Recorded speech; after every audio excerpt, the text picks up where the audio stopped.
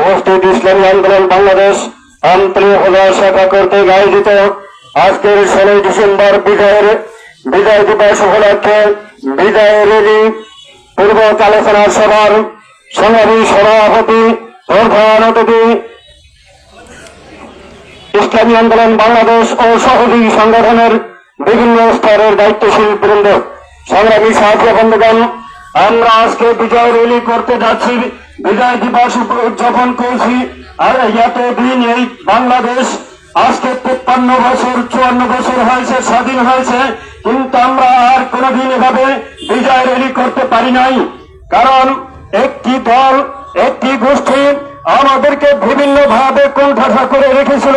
তারাই বিজয় দিবসকে সিন্ডিকেটের মাধ্যমে সিন্ডিকেট করেছিল, কথা ঠিক কিনা? তারা সিন্ডিকেটের মাধ্যমে তাদের বিজয় দিবস হিসেবে তারা ঘোষণা না করেছিল। আসলে এই বিজয় দিবস, এই বিজয় একদিনে হয় নাই। যখন এই দেশকে ব্রিটিশরা 200 বছর শাসন করেছিল, তখন ওলামায়ে কেরামের নেতৃত্বে যখন ব্রিটিশ বিরোধী আন্দোলন মুক্তির সংগ্রাম চলছিল, তখন লক্ষ লক্ষ ওলামায়ে কেরামের রক্তের বিনিময়ে, ওলামায়ে কেরামের জানের বিনিময়ে এই ব্রিটিশকে তাড়িয়ে আমরা ভারতবর্ষকে আমরা স্বাধীনতা লাভ করিয়েছিলাম।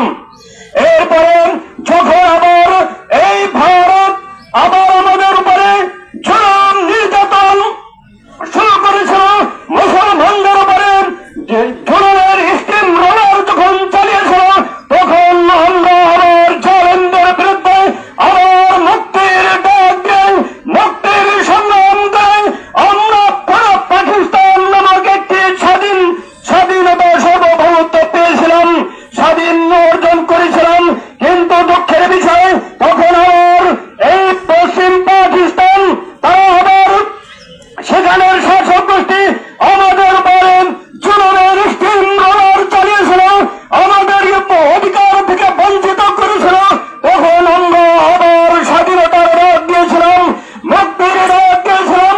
তখন আবার শত হাজার হাজার ওলামায়ে কেরামের রক্তের বিনিময়ে, লক্ষ লক্ষ মা বোনের ইজ্জতের বিনিময়ে, লক্ষ লক্ষ মানুষের জানের বিনিময়ে আবার আমরা একটি স্বাধীনতা পেলাম, স্বাধীন বাংলাদেশ পেলাম।